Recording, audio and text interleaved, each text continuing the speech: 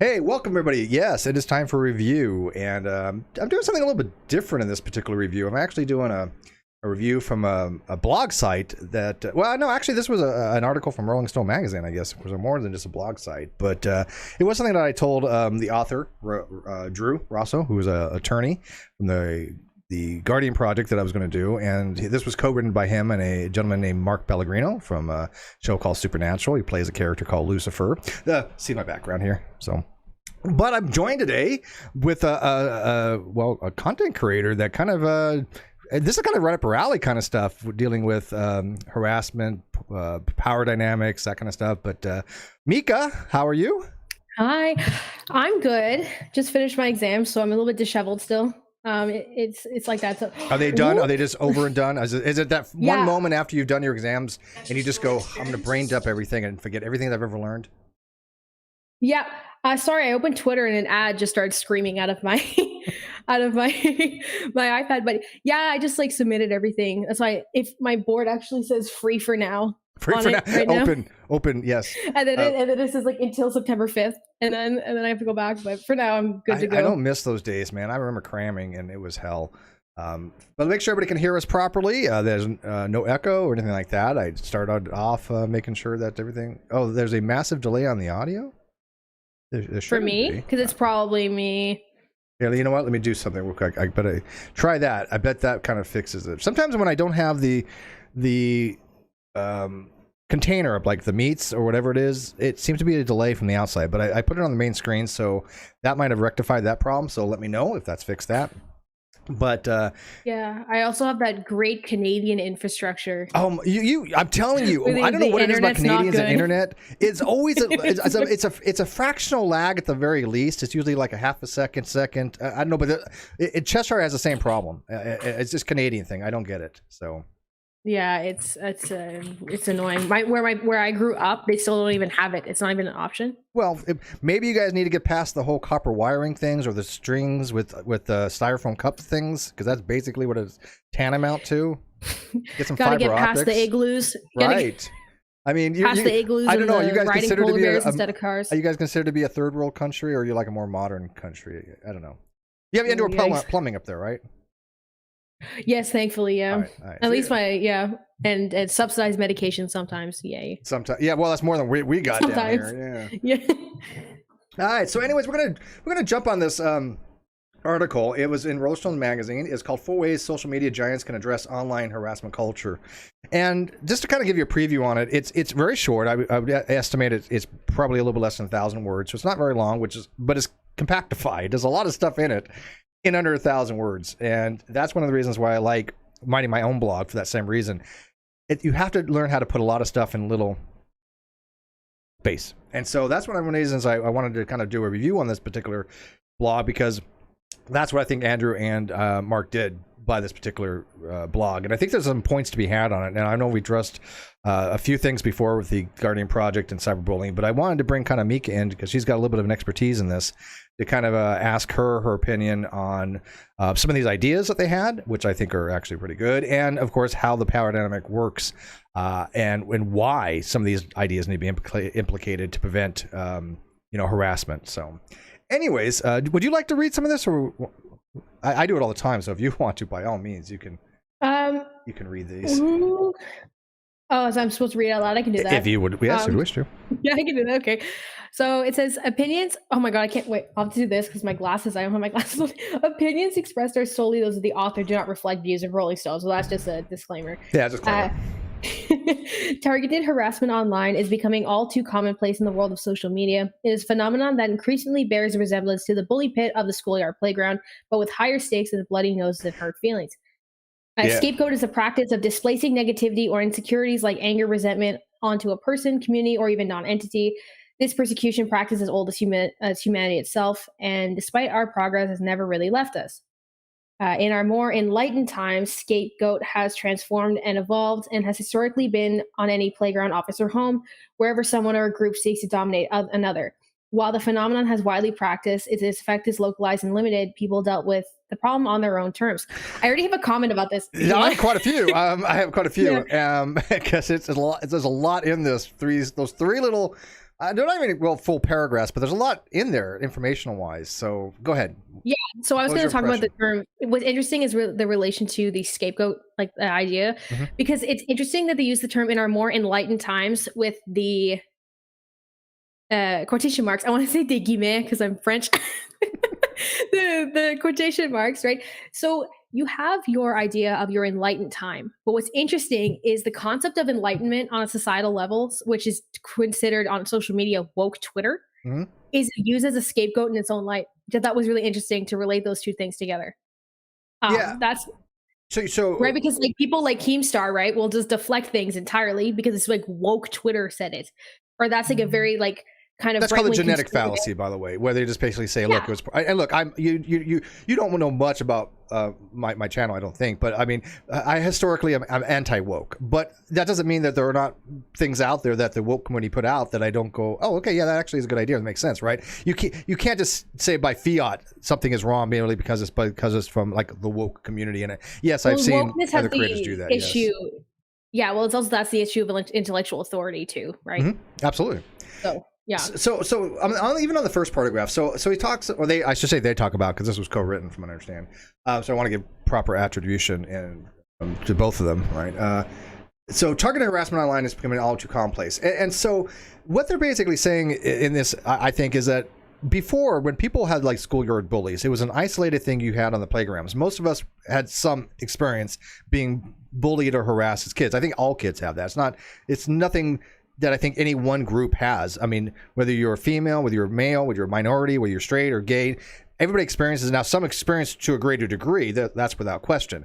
But I think part of the natural process of growing up is some experience being in that situation where you feel like you're the person being harassed or bullied and targeted.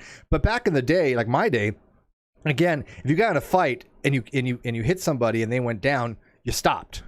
If not, people kicked your ass, right? So nowadays it's not like that, and I think that it's gone beyond just a simple disagreement and somebody gets hurt. Now it's these people are vicious and they will cyber and gang stalk you for years to come. I know, I've lived through this. And it's rough because, well, what's fun is that when they come together. Your schoolyard. When I started making videos, I made one where I was reading some of the work that I've done. I used to do a lot of like creative writing and stuff, and one person, these group of people that I knew made a group chat trying to dissect everything. And then I got these like wicked nasty messages from everybody, even though I hadn't talked to them in like 2 years.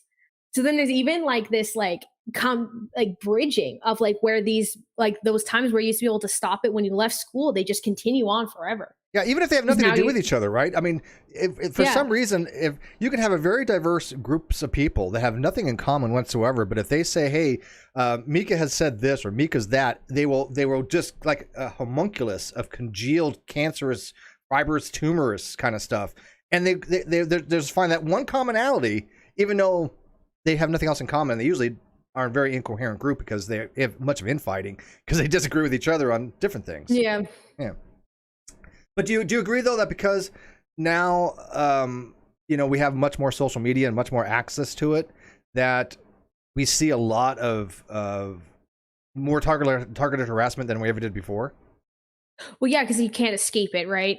I had the fun pleasure of, again, I made that Canadian infrastructure joke, but like I didn't have internet at home or cell service or anything.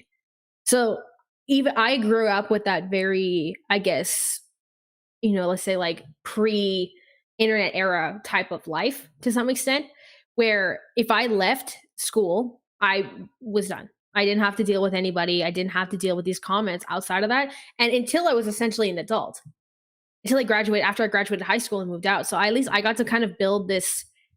That's what I always say about my comment section too, where I said like, I'll block you if you're attacking other people or you're attacking groups of people, like marginalized groups or something like that. Because I had somebody like write a dissertation on my Jimmy Snow video about why like racism isn't real. I'm not. Wait. No, that's just not a throwaway sentence there.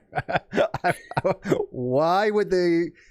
What Jimmy did had nothing to do with racism.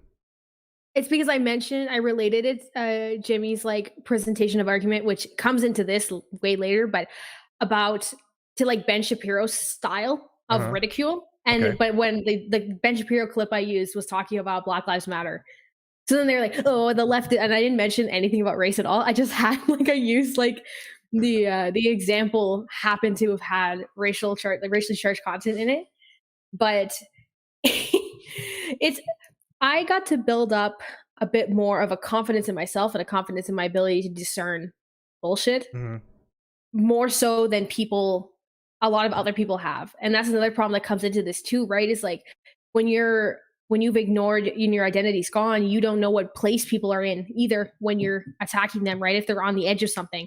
That's why you have internet personalities that have ended their lives. Like this is something that's like is extremely serious, right? You think about Etika was a pretty prominent example of that. And then you also get like your like incel stalkers of like female content creators as well. Like there's this huge dilemma that people don't address, which is why this article was really enlightening too. Yeah, the skill set of detecting BS is something that I think is nothing that is just an inherent thing that we have. I think that we are born maybe with a little bit of, but it is a developed mental skill. It is something that we acquire over time through experience and trial and error, and basically we all make mistakes on it of who we can trust, who we can't trust, but we learn from these things, right? So there are some people, and you're probably one of them, have an exceptionally honed BS filter. And a lot of people don't, unfortunately, and they get misled very, very easily.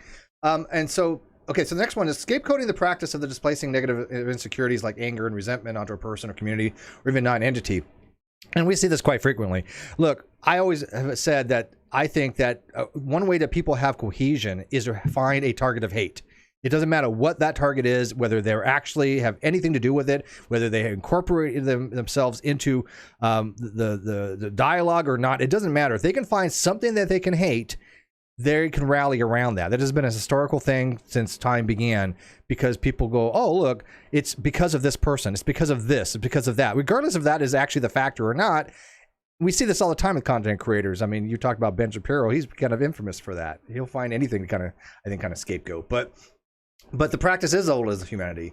And then you had talked upon the enlightened scapegoating has kind of got a little more prevalent because of the fact that it's ubiquitous. Social media is ubiquitous. So you can't just run away from it. If you want to be online, you're part of it one way or another, whether you like it or not. Even if you're just a receiver, I think that it's influencing you in some way. It has to. Yeah. Well, there's also like obviously the common, like the terms of philosophy that are almost as old as time. It feels like you have your ethos, pathos, and logos, right? Sure. The whole point of the pathos was to negate the idea to scapegoat, because your pathos suspends your conversation, your argument. Your pathos is the person that goes beyond this. Problem is now you're able to negate that with sock accounts, right? Yeah. So you're able to place these arguments and place these opinions and then have no judgment beyond of that character, because you can never figure out who that character is. And that's but it used to be you could build something up. You talked about these things of the pathos, ethos, and logos.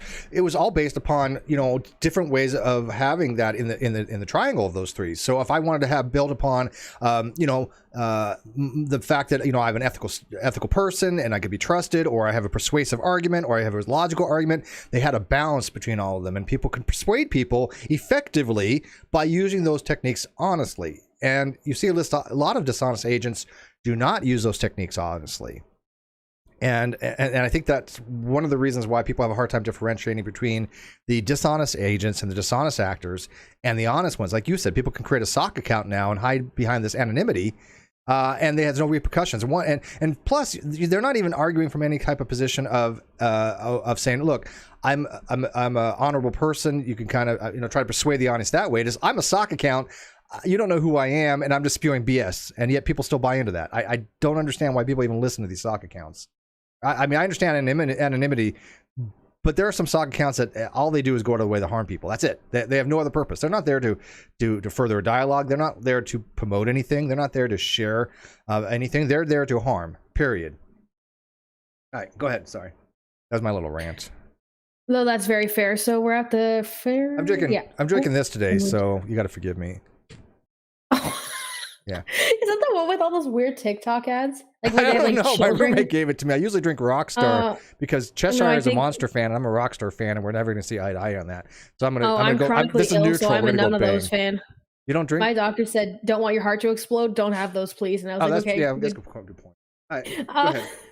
With the rise of social media, that's where we are. Yes, good. Okay, the public square has expanded to include the world. The democratization of information and communication has had a tremendously empowering effect on individuals everywhere. Unfortunately, it's also empowered a certain set of society who aims to dominate others. The neighborhood or schoolyard bully now has a world stage and the capacity to magnify their own voice and stock accounts, and worse, cutting off all avenues for escape by the victim going anywhere social media goes. Unfortunately, these impositions to directly address these problems have failed. While we not ever completely eliminate the problem that has been with us since the Stone Age, tech giants implemented policies to incentivize this behavior. If technology contributes to this mess, technology can get us out of it. And then here are the 4 practices, which we'll get to after. So let's dive into that real quick. So I'm going to put this back a little bit. All right, so yeah, it used to be like people had to go to a public square. I mean, they still have that. They have Speaker's Corner in the UK, right? I don't know if they have anything like that in Canada, but in the UK, there actually is a place called Speaker's Corner. It has more than one. And there's places where just people have just public forums where they can go and talk about whatever they want. But now, because people have access to the internet, things that they say are amplified. I mean, to magnitudes of what they would have been standing on a quote soapbox in the middle of a park. Right now, it doesn't matter what you say is right or wrong, good, bad, or indifferent. You have the ability to get it out there, and unfortunately, that could be detrimental if what you're putting out, which can be harmful. And I think that there are harmful speech. I don't think words are violence. I disagree with the Wilkinson on that, but I do think words can incite violence, and I certainly think words can be harmful. So. Do you agree with that? Yeah, there's also, there's always this quote from Blair that, like, Hugh Blair, who was, I think, a 18th century philosopher, or 19th century, something along those lines. But he always said that the best form of delivery is to be firm and determined, which I always think is interesting because notice how it doesn't say factual, right? Because he like. Well, I would think that should have been included. I mean, don't you? I mean, no. So he aligns that to like the clear method of the speaker. But he's saying that like style and utterance are drawing the attention to what is being said, and that can be pushed forward. Yeah, well, especially if it's just not telling the truth, can right? have, right? Well, that's what, because if you think about the Renaissance or medieval rhetoric, that is where everything kind of shifted. Coming in with Christianity, you have St. Augustine's rhetoric on Christianity, and then about 1,000 years, things started kind of decline from logic structures like the Greeks. They turned into these more social science aligned structures of argument. And that's kind of what Blair's commenting on, is this shift from this logic and law education-based rhetoric to this kind of use for social status, which is called deliberative rhetoric in modern day, which can be actually considered to have an advantageous or harmful end. Like which people they used in the 90s, like that, which is when that kind of came to place. This is obviously not the same philosopher, it's not Blair anymore, but that was for political propaganda, like commercials, was when deliberative rhetoric was found. And that's kind of what all of like commercials are edgy Twitter. Commercials are edgy huge. Twitter. No, I know what deliberate rhetoric is, and commercials like could not exist without that, though, to a certain degree. Yeah, so I mean that is a big thing that they use, and when it's done brilliant, I mean you can use it in a very effective means. But commercials have been doing that for a very, very long time. I also go by what's called Grice's maxims. Are you familiar with those? Maximum quality, maximum of quantity, maximum relations, and maximum manner, and those I think are really good to approach a discussion with. Now, there are times to flaunt them. Grice did not make them prescriptive. They were basically more descriptive than they were supposed to be, as like, you need to follow the maximum quality. It was more, these are just describing the ways we've seen things for a typical rhetorical discussion between two people, which, by the way, rhetoric does not mean bad. Rhetoric just means persuasive. Oh, That's all I should have started with that. Yeah. I literally took a course in that myself. It was called contemporary rhetoric, right? It was called. That's what I just finished. Yeah. I took what the code was like 309C contemporary rhetoric. Like that was literally what it was called. Yeah, so logical reasoning and contemporary rhetoric was the name of the class. And so you're familiar with exactly that. People think they hear the word rhetoric and they automatically have a negative connotation to it. And unfortunately, that's not what it is. I mean, there is negative rhetoric, but rhetoric itself just means persuasive. But that's the matter of like, so I study, my degree is English literature and rhetoric with a minor in philosophy. That's like the nice long, I'm doing my honors bachelor's right now, right? And rhetoric, when I say I study rhetoric, people either go, isn't that trying to manipulate people? Or do you mean like the question? Which they mean rhetorical questions. But persuade is I mean, honestly, you can have a form of honest manipulation. Manipulation has that negative connotation as well. But if you're persuading somebody, you're not, is it manipulation? I don't know how you want to use that word, manipulation generally to me has a negative connotation to it. I get that. But, you're persuading somebody by using means like logos and ethos and pathos and things like that. Well, rhetoric has such an extremely vast, reach over all of time, right? Like the foundations of what modern education was founded through teaching rhetoric, right? That's how science developed. That's how all of these kinds of, all these different studies developed.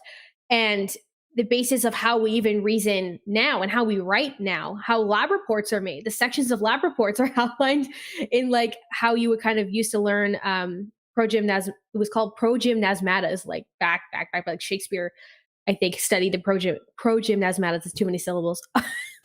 But certain words like that, things like, if it's multisyllabic, I kind of I just stutter, which is cute. But so there's this kind of rhetoric's at the basis of understanding things. It's the basis of how things are taught and things are produced. So that's why I always try to explain to people. I was kind of no, it's the study of how to reason and how to demonstrate reasoning, not how to screw with people. Well, look at, rhetoric goes back a lot of years, to the Greeks and they're them trying to run dialectics and how to have a persuasive and informative dialogue. It was called the synthetic, was it the analytic? No, excuse me, the dialectic synthesis. That's what they called it.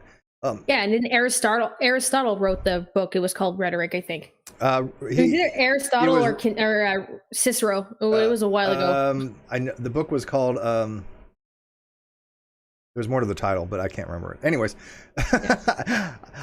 ancient philosophy to me is hard. I deal with mostly contemporary and really? I don't get much. I'll send it to you if you really are interested. But I recently wrote a paper that I'm trying to have published, and it used the Aristotelian square of opposition. Okay. Yeah, I actually do know what that is. Yeah, I know what that is. So, but other than that, I don't get much into it. All right. So, where are we at on this? So, the neighborhood school bully. So I like this part right here. This is exceptionally, in my opinion, one of the most. Really thing that stands out to me in this particular essay. And worse, cutting off all avenues of escape for the victim by going anywhere on social media goes. That is so true, because they will follow you around. People know that people follow around. I'm not even fronting with you. I don't know if you know, but there are people, and I'm not fronting with, that sit in Discord 24 hours a day just about and just watch where I do and watch what I do and talk about me for years and years. It is creepy as shit, but it happens. Well, I talked about how that was one of my greatest blessings was growing up was I had that avenue to cut off when I went home, right? There was no way to have those accesses to me once I left school. And in my formative years, especially, right? Because now there's kids, have you read TikTok comments? TikTok comments are brutal, for children. You read Charlie D'Amelio's comments and they're calling her fat, they're calling her ugly, they're calling her an idiot, they're calling her all this stuff. And it's these kids can't, because I worry about the kids the most. Sure. Because absolutely. adults, let's say, I would say not young millennials, but older millennials, Gen X, etc., had these formative years without this. Right. Because that's what I can't help but relate that to because I was born in 2000. Mm-hmm. I'm young. You're I'm 21. I'm a Gen X. No, I'm a Gen Z. You're Gen Z. I'm a Gen Z. You're not even a millennial. I'm one of the Wow. Yeah, you're not even a millennial. Gen Z. Nobody even talks about the Gen Z. I'm old Gen Z, mind you. It started in 97. My brother's born January. My brother's born with the first year or whatever that it cuts off. So it's or whatever. And then so my brother is in the set of oldest millennials, oldest Gen Z. He's 23. So it's definitely interesting because a lot of people call me a millennial because they think that I'm because I don't have that social media brain in the same way that a lot of kids do, but kids being 14-year-olds, in this case. But yeah, but you're right though. The kids don't. Look, it used to be. Smitty, I was bullied in high school. But here's the thing. And I, by the way, not diminishing people's experiences, not in any means. But when you were bullied or not bullied, it was usually one or two people doing it. But now, because of social media, like you said with the TikTok, a kid can put a TikTok video out, and it could be the kid can be eviscerated. I mean, these people will just be brutal in their reviews of it, and of course, you know, being a kid, they're not going to be able to process those kind of criticisms, whether they're positive or negative criticism. It doesn't matter. Criticism can be either way. They're not going to be able to process it, and they do take it personally. They do identify something with their self-worth with what they put out. So if they are putting out something that they want people to see and people do not receive it properly and are harsh about it, it's going to have a negative effect on that person. A very deleterious effect, I think. No, it's insane, because I've even things like compromising situations, and they're people as young as 13, and they just can't run away from anything. They have to deal with these things in the level to these capacities an adult would have to deal with, like serious consequences, because there's just no way out of it. You know, things like I said, I know there was one kid, it was like compromising photos, and they were very young. And that comes into power dynamics of people manipulating them too, right? Because I think it was like one case, it was a guy that was like quite a bit older. And then, but then again, then the kid just like couldn't run away. And that was like her reputation for like the whole time in high school. And it was like, oh my God. Yeah, we'll definitely get into that. All right. All right. So then they start getting into the actual things that they believe that will help alleviate some of this stuff. So let's go ahead and, I guess, jump into those things. So the first one. So you've got your non-objective standards of speech. So while we acknowledge that a private business can enforce any standards it chooses and not be violating your rights, I love that. They're censoring me. That's like right where it starts. The ever-shifting sands of the algorithm do not seem to discourage anyone from engaging in relational online cruelty. If anything, the overt prejudices of a company purporting to represent the new public square are emboldening online harassment through the perception of unfairness. As one side goes unchecked, the other looks for solutions to the perceived dishonesty. If social media companies were to adopt the objective standard of threat and violence, fraud, libel, and slander, it would not only project an image of fairness to the diverse community it claims to serve, but it would also discourage these behaviors that become so common online.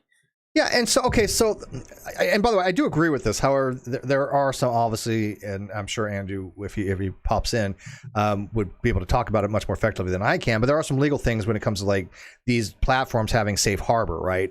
They're not liable so much for what's on their platform because they're considered themselves to be a platform rather than a publisher, right? So because of that fact, and they have that safe harbor status, it's the same reason why YouTube doesn't arbitrate between two content creators if there's a DCMA dispute. They don't determine what's fair use, right? Because they can't. Because if they did, then they could possibly be held liable if something's on their platform that goes against something that's illegal or could affect either one of the content creators' rights. And so the algorithms they have in place for these things, which, by the way, suck. Let's be honest. I haven't seen a company yet that has developed an algorithm that's worth a crap. They generally overall suck, and they're not very fair in how they're implemented. You have like your over-curated algorithms that are inaccurate, I think, like an Instagram or Facebook algorithm, the Zuck algorithms, and then you've got your like... Oh, God, Facebook is... insane quantity algorithms, like TikTok, that just can keep you locked in on the content. So I guess monetarily, that's your most suggested type of like algorithm. And then you have your mutual algorithm like Twitter, right? Where it's like you're getting things from people that you know and what they want to see. But all of them promote some sort of kind of problematic interaction, because even like you get sucked into discourses of people that are arguing. Right, like the Repsion discourse with him talking about like a Repsion creator was being pretty misogynistic on Twitter, and then I'm mutual with a lot of kind of like advocate centered women. So then that whole thing, I got sucked into, like I'm just like looking at his like tweets after tweets after tweets, and I'm just like, oh my God. Yeah, but don't you think people like Repsion? I mean, I don't know the guy. I've never talked to the guy. I have no affiliation to the guy, so I really know nothing about him. But when anybody ever posts anything about him, it seems to be he just likes the controversy. Yeah, I always call that kind of group of edgelord male commentator men like Keemstar type. the well, I call them like our favorite contrarians, right? So you've got like Bo Blacks, Keemstar, Nicholas Diorio, Cavos. I have talked to Blow Blacks. I thought he was a complete idiot myself. No offense. Why are you offending me? Am I calling them edgelords? Like, okay. why? I don't know. Some people like these people. I don't get it. I have never dealt with any of them besides one time I had a thing with blowbacks. I'm like, this guy has no idea what the hell's going on, and I was just like, and like you said, they're just edgelords. They don't give a shit about facts. They don't give a shit about anything that doesn't help them. Yeah, well, minorities, women, or anything. It doesn't matter to them. These are the kind of people that are self-centered, that they only care about how it affects them, and they can make a profit out of it, or they can get a view out of it. And that's what I've noticed about it. And I don't want to deal with those types. I mean, I don't want them to be interacting with me. I don't want to like have them even notice me, kind of stuff, because it's just nothing that I really want to even deal with, because that's not the kind of content that I want to be around, because I think it's pretty shitty content. It's not even content. It's fabrication of drama. That's not content to me. And there's such like blatant hypocrisy that's just so ridiculous, because it's like Repsion's like sucking off like this like Nicholas Diorio guy, where his thread, they're talking about Trisha Paytas condemning Keemstar for dating a girl younger than me, and Keemstar's like 40, right? And they're like coming at her, and the whole thread is just people saying that Trisha Paytas can't make an argument because she does sex work. And I was like, what the hell does that have to do with anything? Relevant. And then I started laughing. Like, I live in my bed. It's like midnight. I'm laughing because it's like, Repsion is so horny on the timeline, like on the main. Like, he's always like reposting like OnlyFans content and stuff. And I'm like, y'all are literally just out here contradicting yourself because you can't even like decide what form of contrarian you're going to be. But that wasn't the issue. These are things I learned kind of secondhand. But Chester and I did a show on it on Monday. If people want to go check it out on Judgment Judgment Call. That the facts that he had a younger woman, I don't think anybody gave a shit about. I mean, he's 39 or 40, whatever. She's 20. Okay, who gives a shit? I couldn't care less. The question people are raising goes back to power dynamics, because I don't think Keemstar was doing this. I really don't think Keemstar. Look, he made a little clip, and I was like, yeah, he has a few points here. He's like, I've been successful, I have money. If a woman likes that, whatever. But it wasn't the same thing, and by any stretch of the imagination, what Jimmy Snow was doing, which I thought was predatory behavior. But people made the argument that maybe there is something to be said for Keemstar, and that's fine. But the age thing, I honestly couldn't care. I think it's different for me how I feel, just because I'm literally a 20-year-old, which is understandable, right? But here's the thing: it's also two consenting adults. People can't have it both ways. You can't say, "Look, if you're consenting adults, you're consenting adults." But of course, if you have consenting adults that are not properly informed, or there's dishonest manipulation or way unbalanced power dynamics, then that could be added to the discussion. Clearly. Well, yeah, that's like I'm. Just because like my thing is like kind of like, just because it's legal doesn't necessarily mean it's a great idea. Oh no, I'm aboard with that. Look, there are some relationships out there that just should never have happened. I get that, right? Well, it's because there's a certain threatening aura around men that are way older than you. At least like when you're like I said, when you're in like the position that I'm in, right? I just can't help but think like, oh my god, that explains a lot, because I'm ancient, so that's why my audience is like scared to death of me. Okay, but like there's like the sugar daddy complex. Like that's a whole societal structure set up for young girls. Mm-hmm. Well, look at Hugh Hefner. To be controlled by men for money. Yeah, I mean, but those were contractual things. Do you agree that like on the Hugh Hefner things, those were business arrangements? Yeah, I know, but they're problematic business arrangements, I guess. Without question, I feel like it's a good idea to get past these things. It's kind of a matter of like why people were like, oh, Keemstar. Also because like he literally called her cheeks, like sliding into new cheeks on like a podcast with like 1 million viewers. Like stuff like that. Like that was kind of what was. I see. I don't know anything about her. I don't know if she resents things like that, or she plays into it. I have no idea. I'm not honestly that curious, but I can see why other people are. And it is something to be brought up. It is something to be brought up. But until there's reasons to think that he has done something highly unethical, it's just speculation at this point. Yeah. But there is concern, possibly, right? Yeah, well, that's what like my whole video was about, was just kind of like, here's like the aspects of like marriage for women in philosophy, and like the power dynamics that come in, how marriage was constructed and how relationships were constructed between men and women, like older men and stuff like that, and how like this is why people are having an issue, and then coming back to like, okay, and then Keemstar's like toggling that issue in people's faces and being like, well, that's what he is, though. He's an edgelord. Fat and sad. You saw the picture he posted, and again, I don't follow him, but we post things. I used to follow him, but he posted like a 9-year-old with a gnome or something. You know, he's playing into it because that's what he does. He's like, you know, this is my girlfriend, you know, something like that. It's like, dude, I think you've lost the plot on this one, man. Yeah. All right, but anyway, so yeah, non-objective speech standards. Yeah, I think social medias, you know, probably need a little bit more coherence in their policies and their algorithms and their application of them. We have seen on every media platform I've ever been on unfair applications of their own policies, especially YouTube. It's ridiculous. They have never had a set standard. And do you remember? I don't know if you've been around YouTube for very long. You seem to have a relatively new channel. But years ago on YouTube, they had promised more transparency. Do you know what became of that? Nothing. Would that have been the apocalypse era, yes, like 2016? Yes, that was. Okay, that was see, I didn't have internet until fall of 2017. Exactly what it was. So I didn't get to like keep track of anything really, like as like an awareness. So I didn't find out who Keemstar was till like 2018, like summer 2018. I never heard his name ever, and then that was when like the iDubbbz content cops were like a huge deal, and I was like, oh, what's a Keemstar? Yeah, I never follow these guys either. People would look, ask Cheshire. Yeah. Like I don't follow the Sean Dawsons or Shane Dawson's, Shane Dawson's of the world, or the Gabby Hanna. I don't follow any of those people. I don't know crap all about them. I don't care. None of them have interest to me. But I just find it so fun to like. And it's fine for the creators to do it with these people. Yeah, no, like no, but I'm glad that you do. Be honest with you, I'm glad other content creators keep these people in check and call them out and have content on it. I find nothing wrong with that. It's just not the content that I do.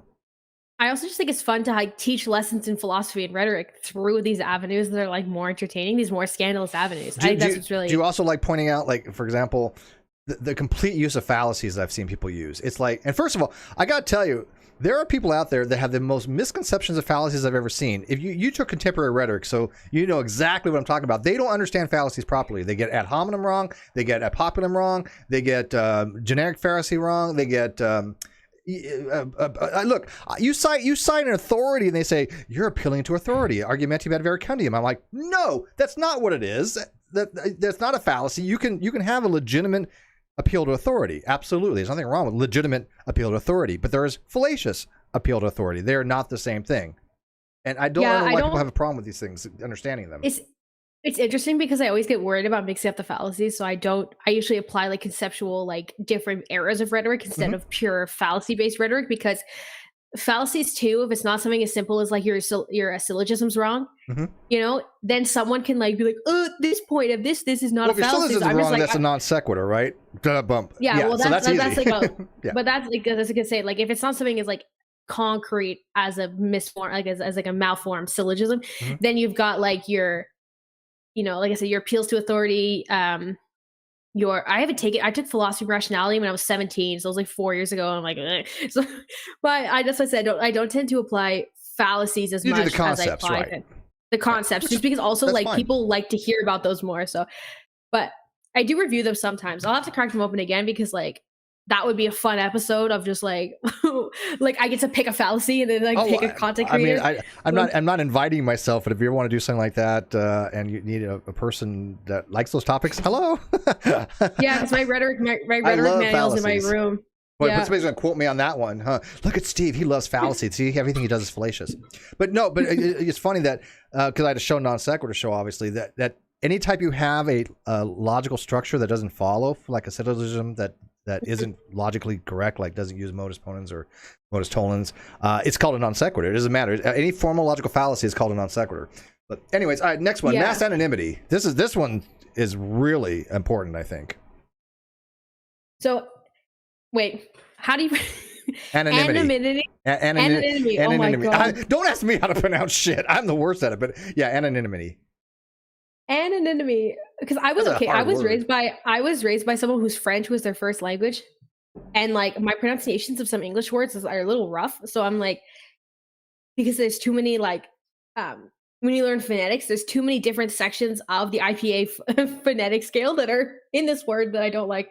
So mass and anonymity. You have to say it fast and people won't care.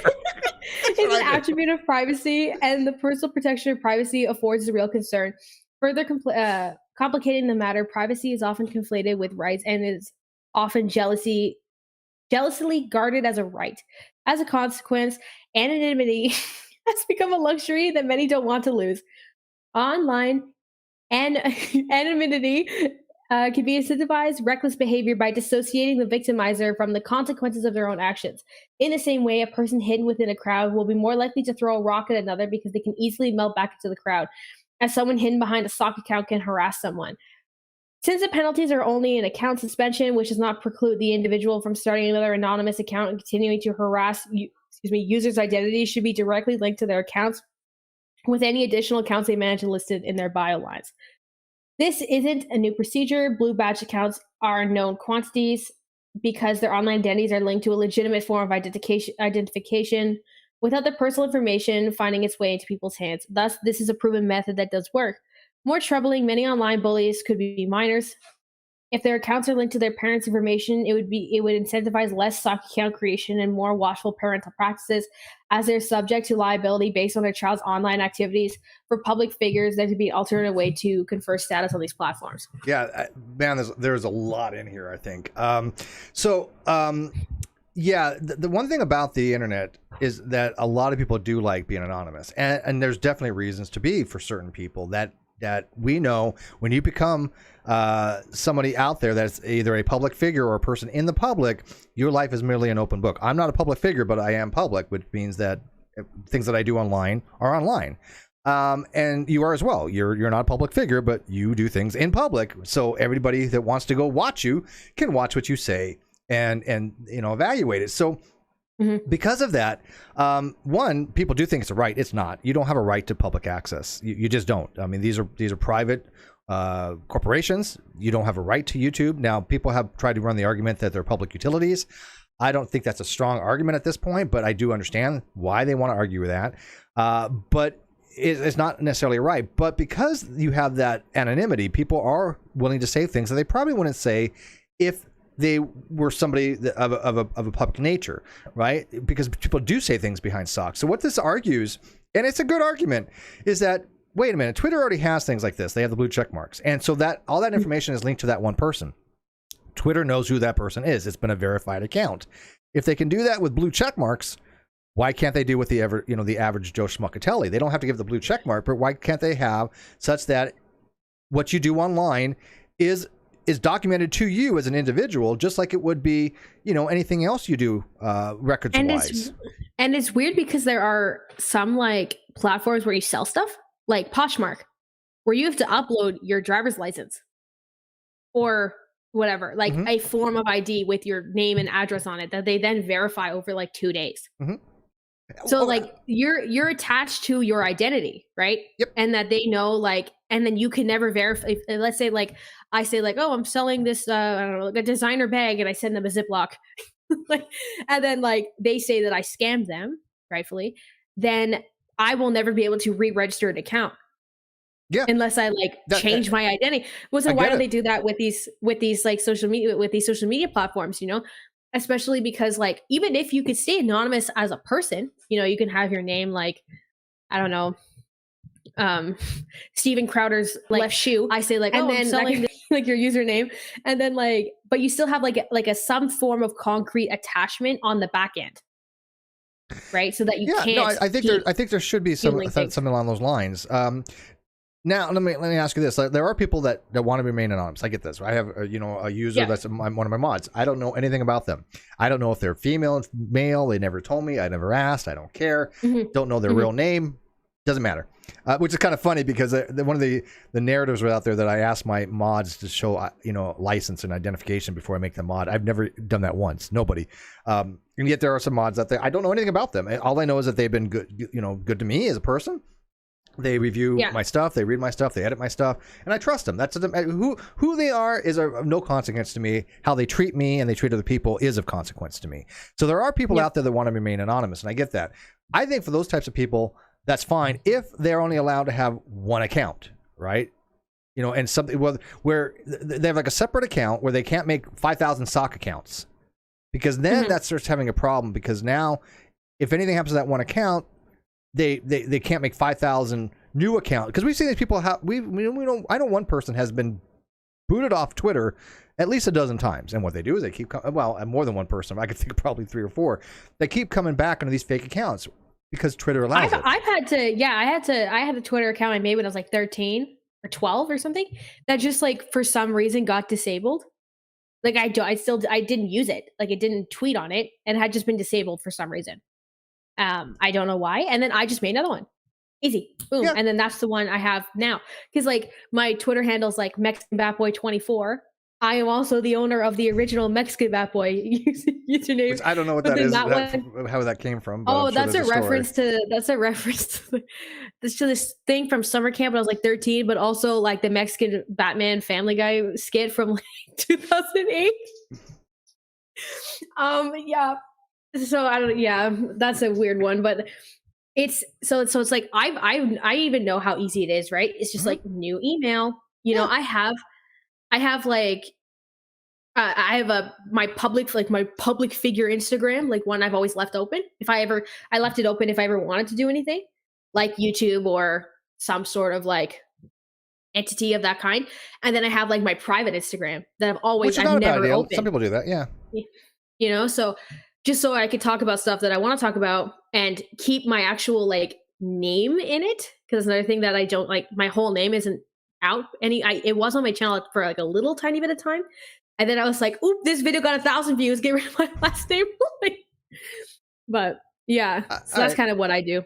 All right, so what about the fact that some of these socks could be like underage, being exposed to things that they probably shouldn't be exposed to?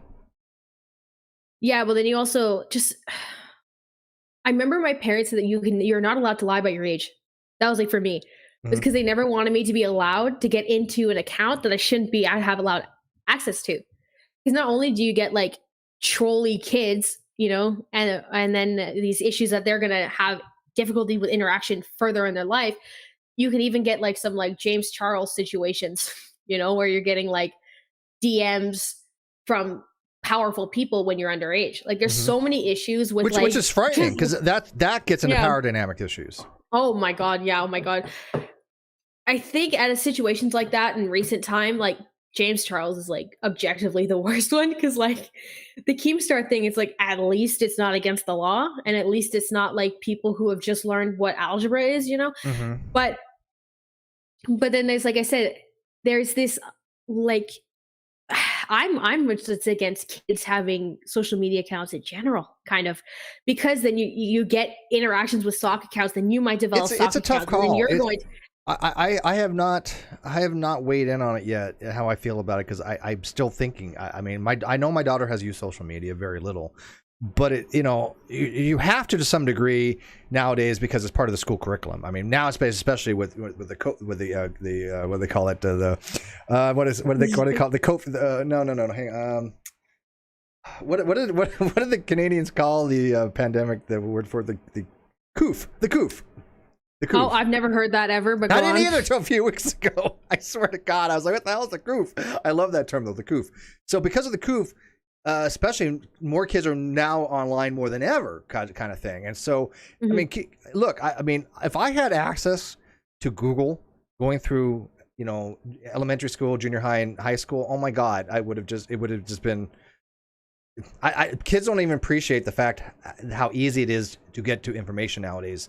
And so their whole existence is intertwined now with some degree of social media because that's how the schools do it, right?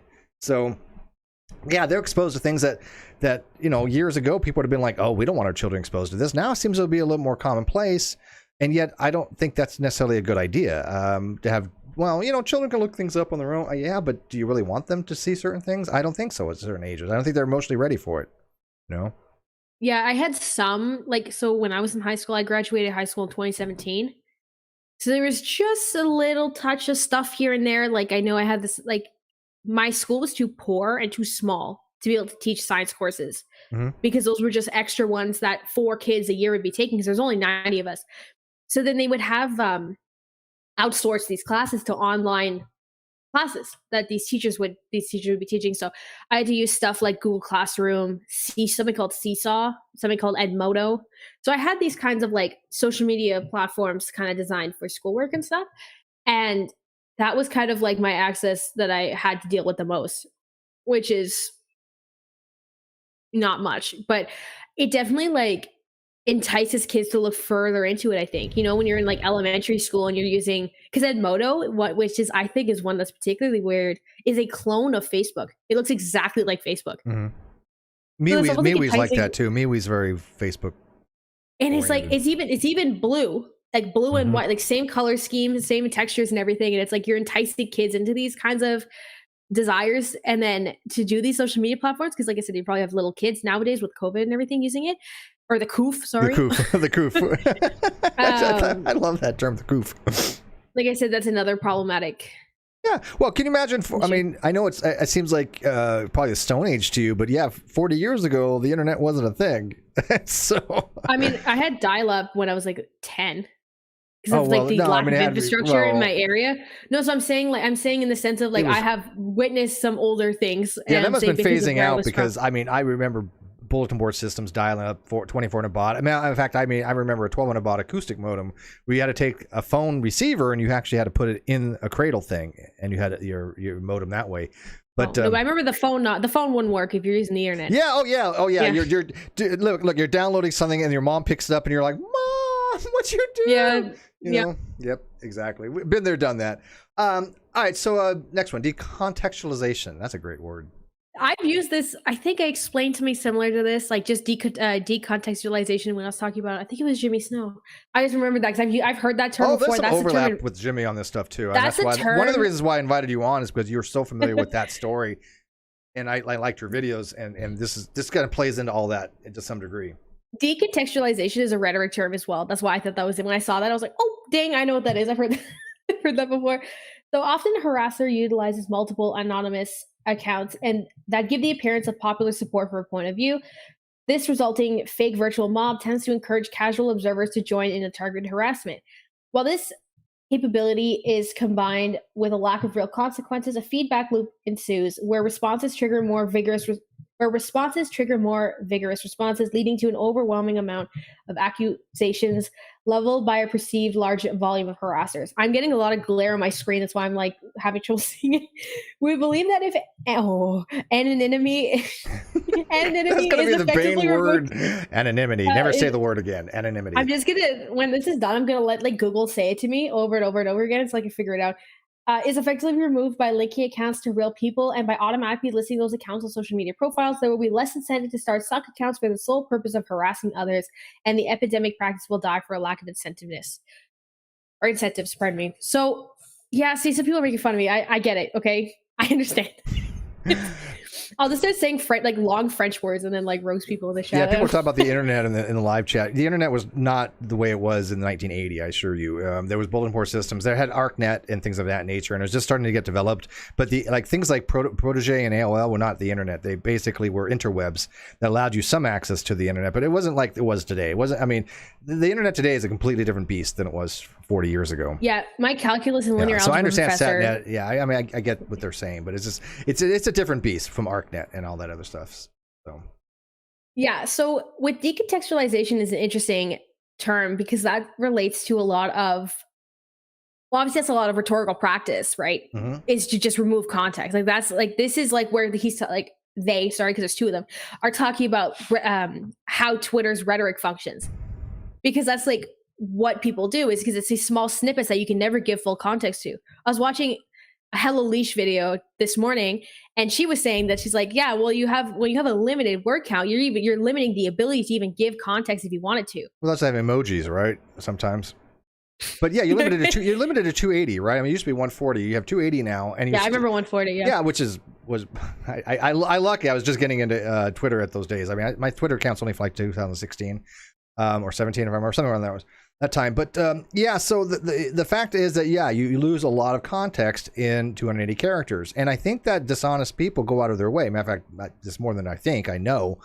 To apply, by the way, to apply Greece's maxioms, when you know something, you shouldn't use the words believe or think. You should say you know, because you need it. It's called the quality of quantity or equality. Yeah, on my channel, I break that out as easily. Like with I don't use like the maxims because I try to avoid as much jargon as possible. And I say, I'm about to say this with my chest. That's like I'm like, I'm saying this shit with my chest, and then I'll say something, which is like you're putting your full self into your exactly. Well, yeah, and a lot of people use weasel words and they hedge their stuff. So it's like, well, it's my opinion or I believe. Oh, yeah. I talk about hedging all the time. I talk about hedging. Bane. I hate them. Oh my gosh, yeah. But yeah, so when people be presented as, when people do that, when they say, look, I think people go out of their way to miscontextualize things. No. I know people do that. It's not a matter of think. I know that they do. I've seen it. I mean, and so there are dishonest people that all they do is say, oh, look, here's this tweet. How can I manipulate this to be in the worst possible light? And my audience sees these things left and right, and they point them out to other people. And I think that's adding to the education to others when they may not know what contextualization is. Because you and I, this is like common stuff. I mean, this is like, very, very basic stuff. But I'm not. As I said, I just realized I read 4 instead of 3. Yeah, I was rereading it. Well, you started with 3, but we'll get. Yeah. I'll read 3 here in a second. But it sounds odd, but there are people out there that don't know what contextualization and things like that are, and they don't experience what we experience when we watch somebody in real time throw a tweet out and then purposely miscontextualize it. Sometimes it's on accident. I get that, but anyways, I'll read this real quick. So I think you started to, but decontextualization. I can't see. Tweets are especially prone to the decontextualization or the removal of statements from their full context in order to create a narrative that will cause the maximum amount of mass outcry and damage to the victim's reputation. There are already tweet threaders available for those who choose to follow and keep whole dialogues, but what if that practice was automatic? What if it was impossible to decouple a tweet from the thread without everyone knowing by either linkage to the tweet thread automatically or sending a disclaimer that the tweet is a part of a larger context? Social media already warns us about potentially fallacious material in the transmission of news. I see no reason why they can't do it beyond just news content. And there are great thread readers out there, and I use them frequently. There's a thread bot that you type unroll to, and it'll give you a nice dialogue of the thread. But these people that go out there, what they'll say is, okay, let's look at this context. Let's try to manipulate it where we can get the mass amount of people to have this feign outrage, to have an outcry. It doesn't matter what the context was. We see these all the time in clips. You know how many times you've watched a clip and they say, oh, look, this is happening in this person is because of this minority or this status or federally protected class, or if they're gay or straight or whatever it is. And they relate that to the video, but they don't give you reasons why what they're saying has anything to do with the video, and it may not, and many times it doesn't. And yet you still have all these people going, oh, that's bigotry, that's racist, and they may not know what really the video was about, because the internet allows people to do this with such anonymity and very little recourse. Yeah, but then there's also like, but then there's the reverse too, where there's an abuse of receipt culture, right? Because you get people like Gabby Hanna, who one of her videos, she's talking about something, and she's like, here are the screenshots. Okay, you have your cute little overlays, like a whole bunch of them. But then if you like pause and you give it a second, because she assumes that like if you can see that there's receipts, then you will just gather that they're back up what she's saying. Doesn't matter if the receipts have anything to do with it or not, right? It was a one, you read them and they have nothing to do with it. And 2, if you wait, there's like duplicates that are overlaid to fill the screen, to make it look like there's more than just like 3 actual things that are there. So it's just that's so interesting when it's shit right there. Oh my God. I was like, bro, what the hell? Yeah, that's no, it sucks that people do that, because I have so many times seen people go, okay, here's this and here's the evidence, and it's not just me, it's other people go, wait, they sit back and they go, what? Are you that stupid to be reading it that way? And you think to yourself, is this person being just astronomically dishonest, or are they just just stupid? It's hard to tell. It's usually a mixture. But how do you determine whether a person is just dumb and they're reading things so uncontextualized where they don't understand like things like social norms, or they are literally going out of their way to manipulate and lie to people? It's hard to make that determination. To me, both of them are just as bad with each other to some degree. But because you correct them, people say, no, I think you're reading that wrong. And a lot of people go, oh, we don't care. Then they're being dishonest.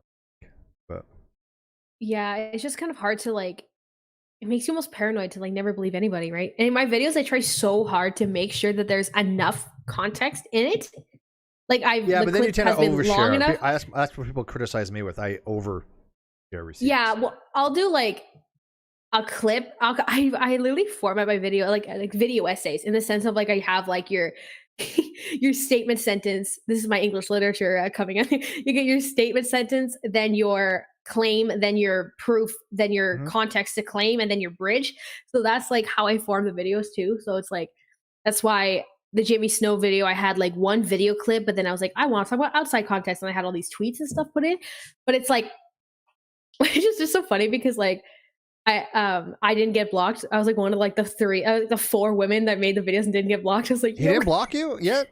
No. So I haven't been blocked by Jimmy or Repsion or Keemstar or Nicholas Diorio. I was blocked by Diorio, but I don't know why. I've never had any deals with them. So I'm literally like, I think I still follow a couple of them, and I have like I don't. I've been long blocked by Jimmy, obviously, because Kyle or whatever. Yeah, because or thou shalt not be named, perhaps. I don't know. No, I don't mind. Yeah, no. I mean, he supported Kyle Curtis. I mean, he literally supported a guy that was found liable for fraud who stole $60,000 from the fans, and Jimmy's like, "Oh, you'll get your money, Steve. Trust me on this." It's like, fuck you. All right, ease of creation. Well, I'm going to read this over again because I know you kind of did, but yeah, that's very fair. Go ahead. Yeah, often a harasser utilizes multiple anonymous accounts that give the appearance of a popular support for a popular view. The result, fake virtual mob tends to encourage casual observers to join in the targeted harassment. Oh boy, does that not happen? Yeah, it sure does. When this capability is combined with a lack of real consequences, a feedback loop ensues where the response triggers more vigorous responses, leading to an overwhelming amount of accusations leveled by a perceived large volume of harassers. We believe that if anonymity is effectively removed by linking accounts to real people and automatically listing those accounts on social media profiles, there will be less incentive to start stock accounts for the sole purpose of harassing others, and the epidemic practice will die for lack of incentives. I think this is absolutely one of the best ideas I've heard so far, if I'm reading it correctly. And maybe you tell me how you read this. But when I think about this, if you have an account and you make another account under the same name, there should be a way to go and say, okay, this person has this account and all these as well. Well, that's what I was talking about, the license thing earlier, right? Mm-hmm. Where it's like there should be like some form of like concrete link. Where, like I said, you can still have your username like Steve Crowder's left shoe or something funny like that, or like you have your anonymous names, but then like that's this set of profiles, right? This is who they're related, this is whatever, linked to, like, it just says like linked to like X identification. Just, you don't even have, like, not even releasing necessarily like their name exactly, but you could see like who they are, depending on how you want to go about that. If you want to relate that to someone's actual name. Yeah, it could be some number. I don't care. It doesn't have to be their personal information. Now, Twitter has all that. Your student number. but you can say, okay, whatever the number is, this account has the same account, as this. Now, the problem with that is it's really hard to do because anybody can go make an email account, right? Anybody. Yeah. Now, again, a lot of times it's linked to phone numbers, and I like that idea a lot because you can only use a phone number one time. Like for a Gmail account, you can only use it one time. And by the way, I'm going to throw this out there. It's kind of a scam that goes around. If you ever call, and I have fallen for this once, but it was fixed. But so anybody can fall for these kinds of things. That's why I'm putting it out there. If you ever call on something, or Craigslist or an eBay or something, and they want you to give a number from a Google Voice that says I want to see that, make sure I'm dealing with a real person, you're going to get a text message, give me that number. That's a scam. What they're doing is they're setting up a Google Voice, and they're trying to get your phone number to use it. That's why it even says do not give this number to anybody. I still fell for it once, so I'm not ashamed of it. It happens. This was a while back, but if anybody ever asks for you to give them a number from a text, it's not legit.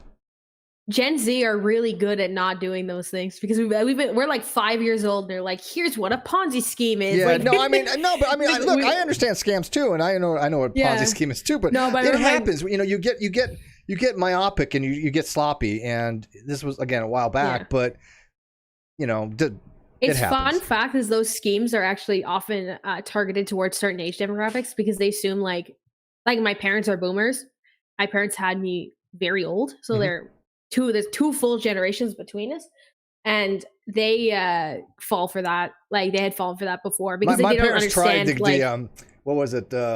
Amway stuff at one time, but that didn't last very long. Oh, that's the pyramid scheme. Yeah. I'm talking about the phone schemes for my pyramid parents. Scheme. Ponzi is a type. I mean, I'm sorry, Amway I think was a Ponzi type scheme. No, it is. I have a cousin who's like top 1% Mary Kay in the country type thing, and like I love just like looking at her posts because I'm just like giggling about how like culty it is. I don't deal with any of that stuff. I think it's all a cult-like. How about I don't want to call them cults, but they're cult-like. Oh no, I don't know, man. I think I'm going like at least Mary Kay, where they all got the same car and everything. I've never had an experience with Mary Kay, so I'm not going to dive in. That's not Scientology. If they're not listening, because they have ears everywhere. But yeah, that to me, if I have to label anything a cult, that's some cult stuff right there. But I'm a docket on Mary Kay. But what I was gonna say is the ease of account creation part is kind of interesting though, because you also get I always say the weaponization of the reverse, because I mentioned this at the beginning, right? Where you get people who it's criticism that's legitimate, and then they cry sock account, right? Or they cry fake people. Like the recent Repsion thing when he said, women go make me a sandwich. And then women were like, hey, no. Ew. Or like when Jimmy was like, when SA survivors, sexual assault survivors, whatever, were like, hey, Gabby Hanna kind of gross with that stuff. And you're saying that you're not gross with stuff, but you're condemning this, or you're not condemning this person. What's up? And then he's like, he literally goes, fuck off on a public platform when you have thousands of Twitter followers, and then blocks them, which is just so... And then use that language, like hyperbolic language too, right? Crying sock account when it's literally people that are saying it with their chest when they're relating to their names. Like Katie Daisy is an example of like someone who, and I'm just like, my mind is like blown, because it's just, I see this and I just think, oh, well, I can think of so many people who lied about this too. Because like there's an awareness that this exists, and it's just so interesting that it goes both ways, where people will lie that they're getting like sock accounted, but they're not. Absolutely. And then there's people like, I've seen your Twitter replies, sometimes they're kind of trolly. I've seen some of them. I have the most, I'm not even going to front. I probably have the most insane people on my Twitter that I have, anybody that I follow. If somebody has worse trolls than I've got, let me know who they are. I'm kind of curious. Yeah, I know, because you posted the video of that guy that did the stream with the mask on or whatever. I didn't post his video, a screenshot. I had people his video. I never watched his full video. Yeah, I don't watch that shit. But yeah, someone linked it. It was just him breathing into the microphone. Yeah, I've seen GIFs of it and stuff, but that's some psycho ass shit, man. Like what? Yeah, that's a fear of mine, I think. I've got legit I mean, I'm absolutely 100% convinced that I would say that 95% of my haters that do that kind of stuff are exceptionally mentally unwell, that do need absolute mental health checks. I mean, and I don't mean that pejoratively. I don't mean hyperbolically. I mean that very sincerely. These are not mentally well people. And people are starting to notice this. Before, I only had me telling people, hey, these are the things to look out for. Hey, these are some fucked up people. But now there are hundreds and hundreds of people that have seen it firsthand and had it done to them. So they don't even need me any longer to point it out to them. They have the skill set to do it, and they've seen it firsthand because they're like, what the fuck, man? They've been accused of all kinds of stupid shit. Yeah, knock on wood. This desk is fake. It's from IKEA, but don't be not IKEA. It's not that bad. It's cheap. No, this one's rough. Someone had left this like 2 years ago. It just happened to still be here. But people, my accounts are okay right now. Because I'm pretty careful too with what discourse on provocative platforms I engage in. Like when it was people like Repsion, when it was just objectively stupid to be like, women looking for provider, lol. I was like, I'm gonna roast this man, but like, but he goes out of his way to do that. Like I said, Repsion, I think it's just a shit stir. What I've seen. Yeah, but I guess it's pretty rare that I'll kind of delve into things like that. And so I like to keep my platforms as, positive as possible. And then my YouTube comments, muted words are really only ones that pertain to like my identity and my family's identity. So like, you like try to dox my mom, it just gets thrown into the ether kind of thing, right? Which is something I advise for anyone who has like YouTube accounts and stuff. Like you can mute like terms like your family's names and like address lines and stuff. Oh, I have filters galore. I admit that. I mean, people know that. Yeah, but it's only because I'm saying, like, only because there's some shitty people out there that will come in and they'll just use pejorative. There are some words that I just do not have on my that I don't say, that I don't even allow on my channel, and people know that. But they'll come in, they'll try to put that in the live chats and stuff like that, and it's just it's not flying.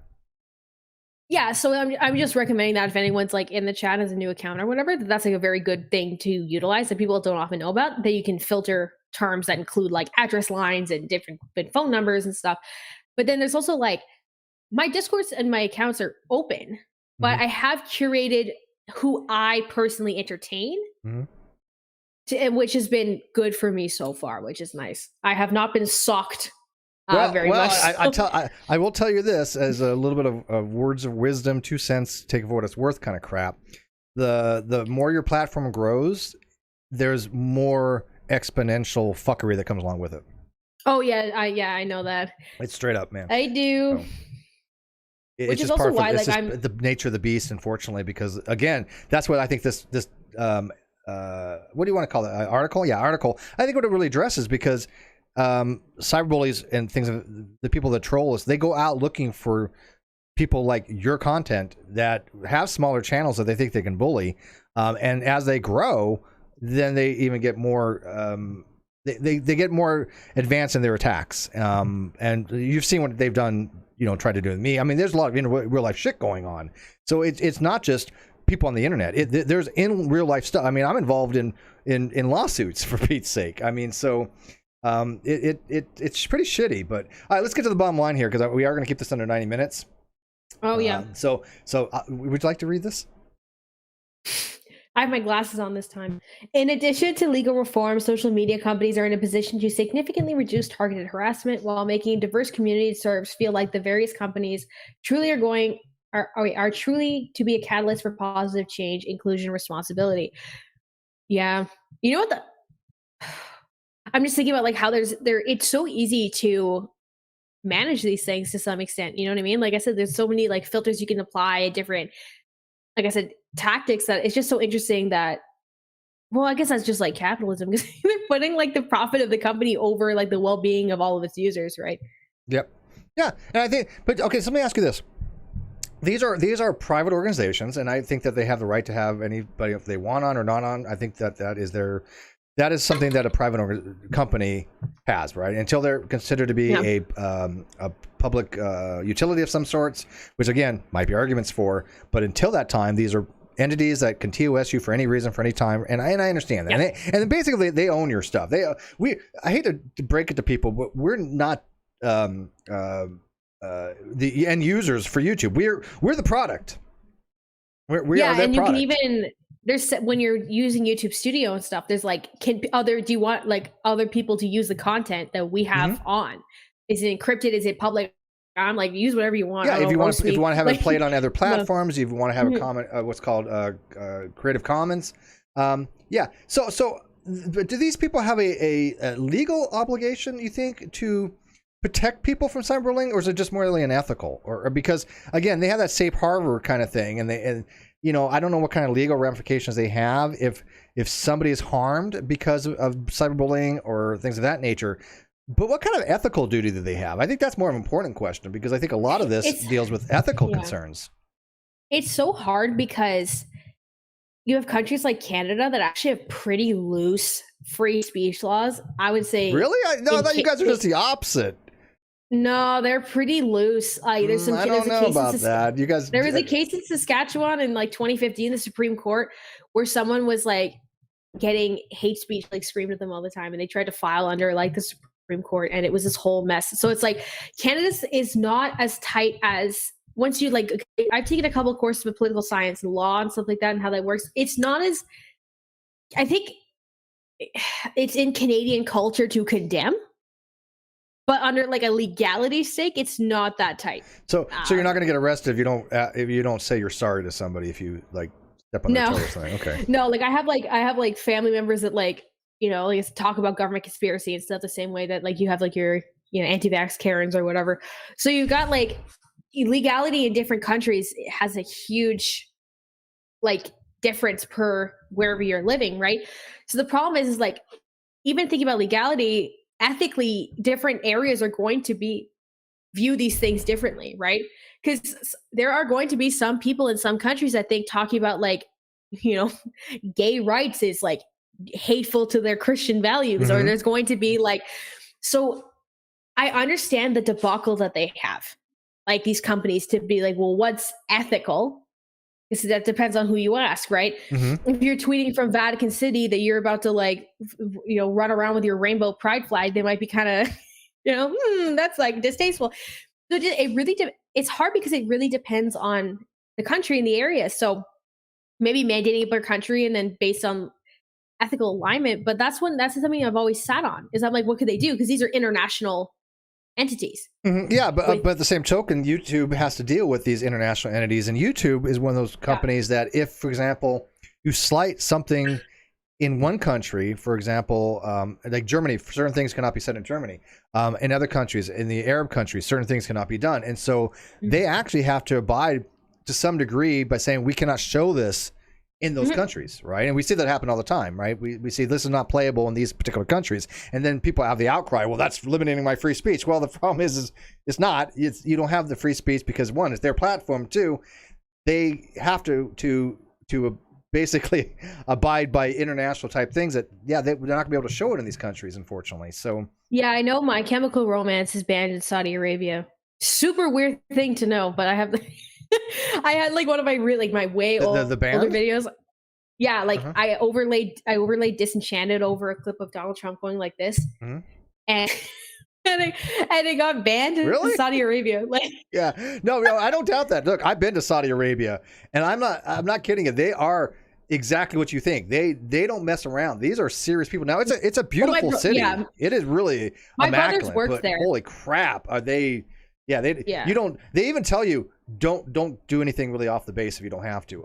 It's like if you like drinking in public out in Saudi Arabia, or you say the most inappropriate thing to a woman or whatever, you're screwed. You just stay on base the entire time. No, my brother I went worked off there, like and once he said or twice, but that was it. He had to write Christian in his passport because they check and my brother's not a Christian.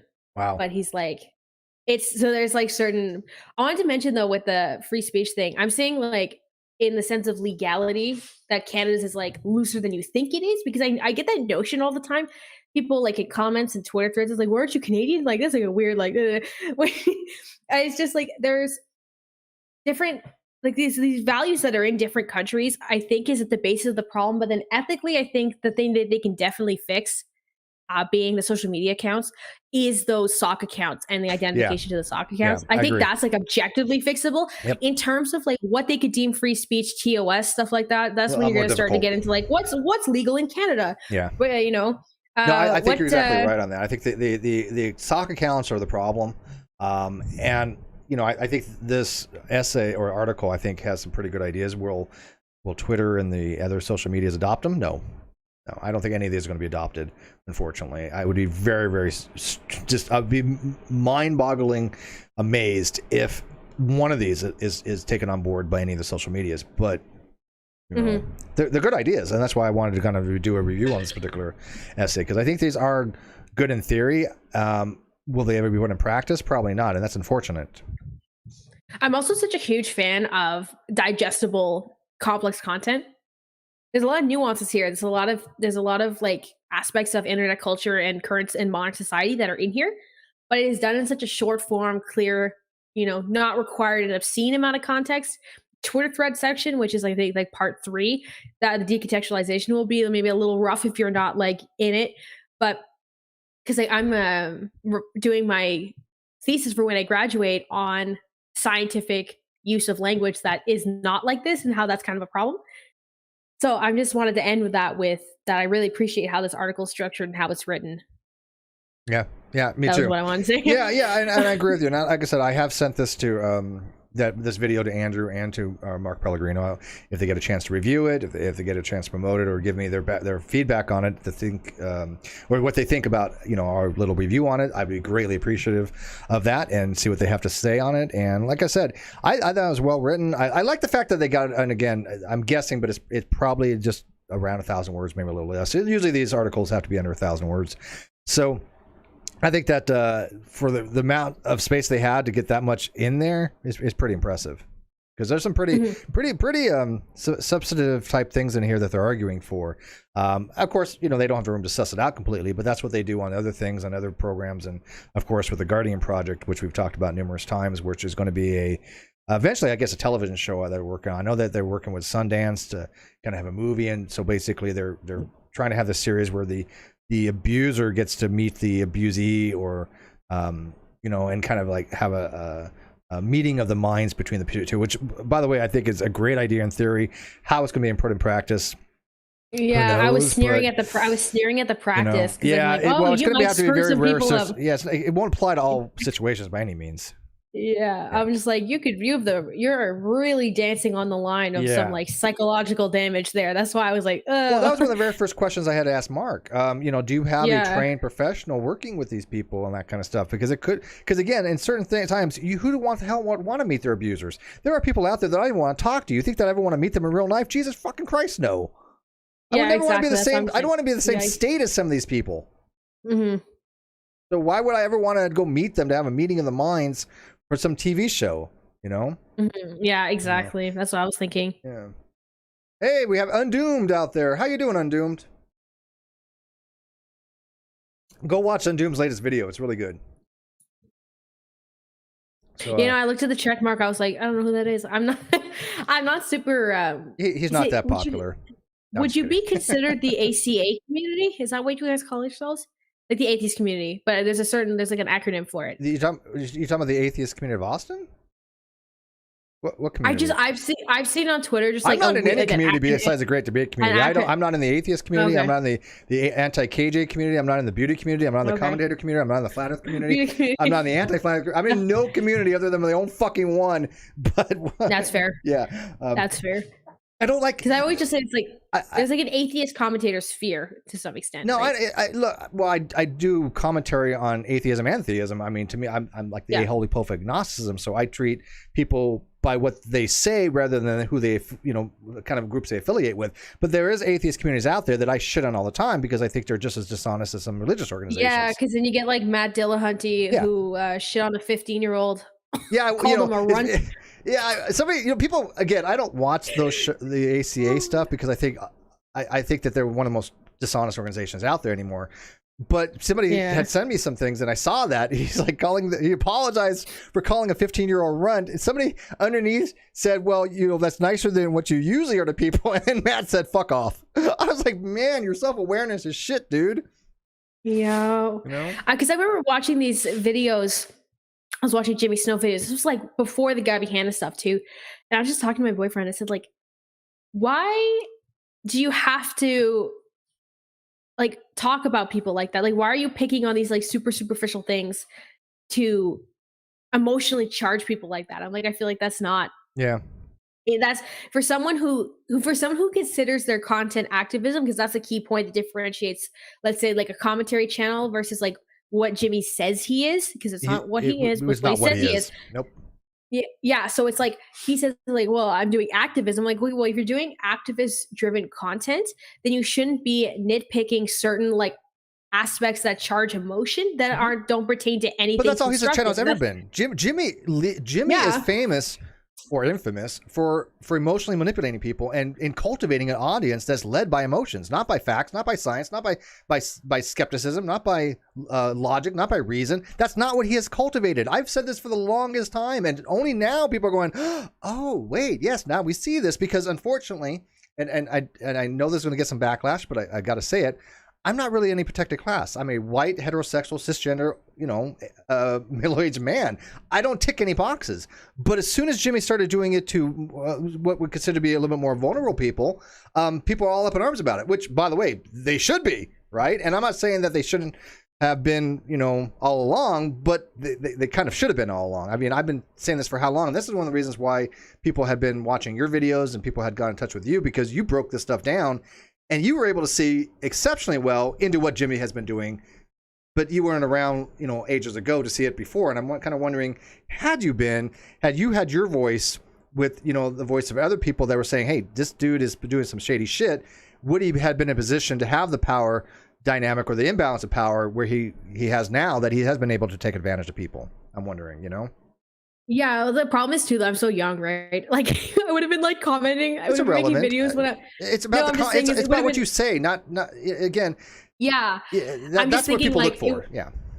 Yeah, I just because a lot of people comment there. I'm surprised you're that young because I'll mention. I in my second video I said I feel weird sitting here, like telling you how a 30-year-old's manipulating you when he's like 10 years older than me, right?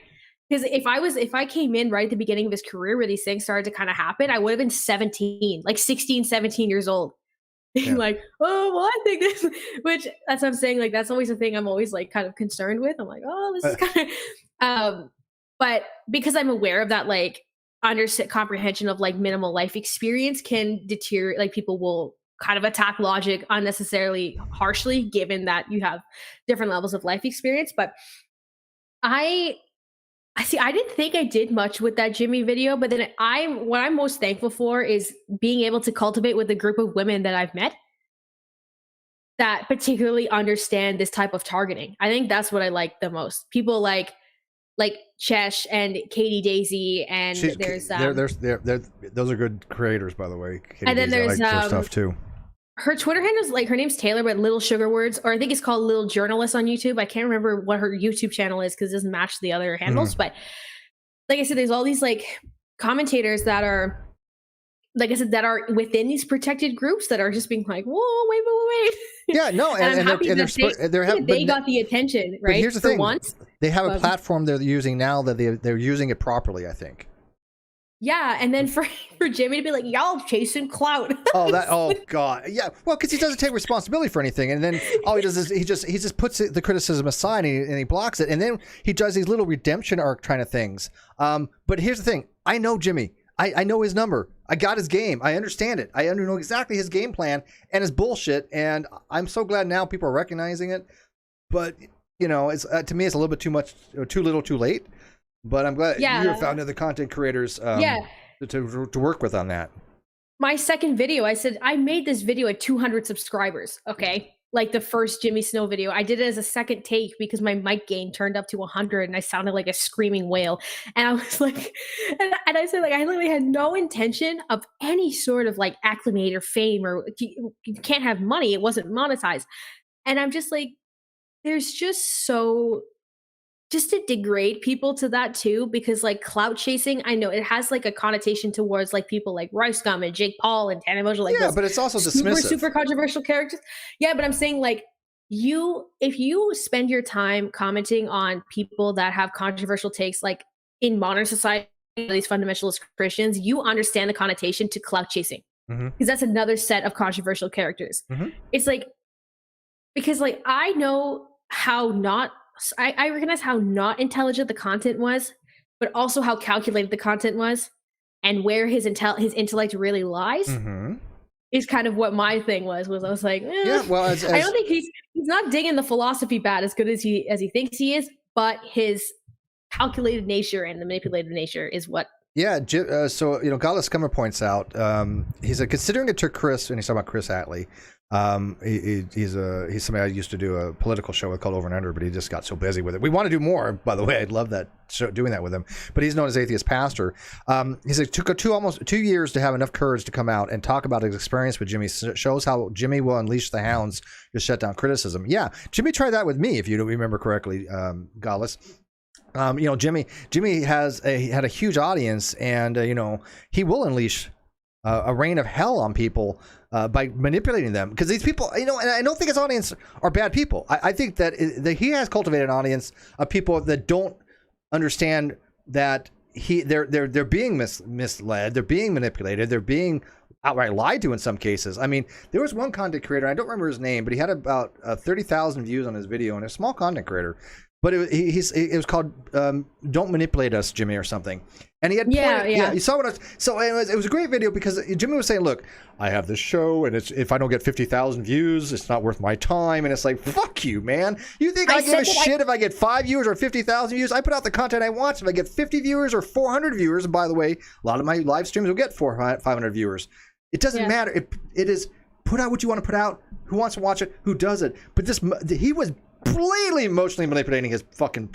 I said that in my video. I said he likes to cherry pick like what is deemed as manipulative and what is deemed as coercion of like not like I'm not saying like sexual coercion. I'm talking about like coercing people to act in a certain way. And I said my example is the Sometimes Show, and then I posted like a tweet of him cherry picking a comment that was like, "I love this show now." And I was like, oh, but then here, look. And then my second video, I said, look, he put out a Dear Mr. Atheist video and look at all these comments being like, I like this way more than the Sometimes Show. And I was like, I wish copywriting wasn't a thing because I would have played the Curb Your Enthusiasm theme over that. Well, but like, let me ask, because we're going to wrap this up. If you or any other content creator ever wants to dive into Jimmy's, history and the historicity of him with the Non Sequitur show, please let me know. Undoomed, you as well. I know you will know a lot about the background of that, but I mean, look at the Creeper Reading. Creeper Reading did a video called "The 9 Worst YouTubers That Need to Stop," and it's already got 500,000 views or some crap already. That, and of course, Kyle was number 9 in there, and the Creep Show Art was in there as well, who I've had issues with. So I was mentioned under 2 segments in that video. But, I made a video about her too. Yeah, she's straight up nasty. But anyways, I did a critical discourse analysis of her last post, like that community tab post that she made. But if you want to dive into the non sequitur stuff, because it's coming back around, by all means, get with Cheshire, get with myself, get with Manya, any of them could. Yeah, I think Undoomed should. I think he should. I really do. Because he's got. I don't know. You really might like Undoomed. You'd be surprised because you were in. I don't know where to put you on the spectrum of the whole wokeism, feminism type thing. I haven't talked to you that much to know. He's on the definitely making fun of the woke community in the SJW community, which I find hilarious. I think I love his videos. I really do. I think I'm about to discredit myself, but I'm definitely chaotic shit memer blue square. Well, there you go. You're probably gonna like his stuff because because some of them are just way out there. It's like there's obviously some people that have good ideas in the social justice and the wokeism, and I understand that, right? Look, one of my people that I have the utmost respect for, Brittany Simon, is she left feminism, but even when she was a hardcore feminist, I adored her. She has some great ideas, right? I'm just like, bitch, let me have rights. That's all I want.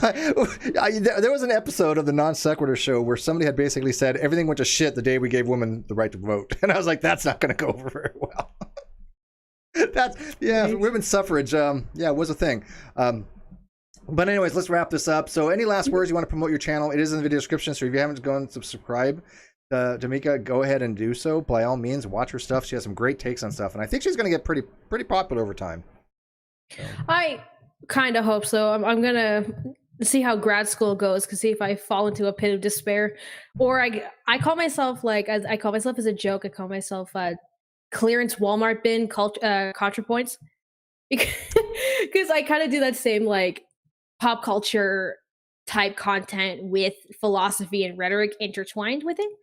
So that's kind of just what I do with my channel. I do either concepts of rhetoric applied to influencers or vice versa. And I just try to keep a pretty somewhat objective term, but I definitely will put a position on it because pure objectiveness is complacence most of the time. Well, there you go. Yeah, and I look forward to more discussions. I have some philosophical stuff coming up, and like I said, I would love to do stuff on fallacies if you want to do an episode on that. I would have to definitely reread the book for that one because it's been like 5 years. No worries. I mean, but anyways, guys, thanks for watching this. I'll let you guys know if Mark Pellegrino or Andrew Rosso will kind of evaluate our thing and kind of go from there. Stick around though, Mika, after I take this off air because I want to ask you something. And with that, guys, we'll see you later. Oh, by the way, promote something real quick. This Friday, 7 o'clock, we're having a rum and coke night. We're going to have Robert Rowe on and Wayne Fillmore to talk about some Hovind stuff that is happening. And we're also going to have 2 people on to talk about their poltergeists and ghost stories. Real life ghost stories. Yeah, what can go wrong there? But yeah, it should be kind of fun. So we're join us on Friday, 7 o'clock Pacific for Rum and Coke night. It's gonna be a fun show. Okay, good night. Bye.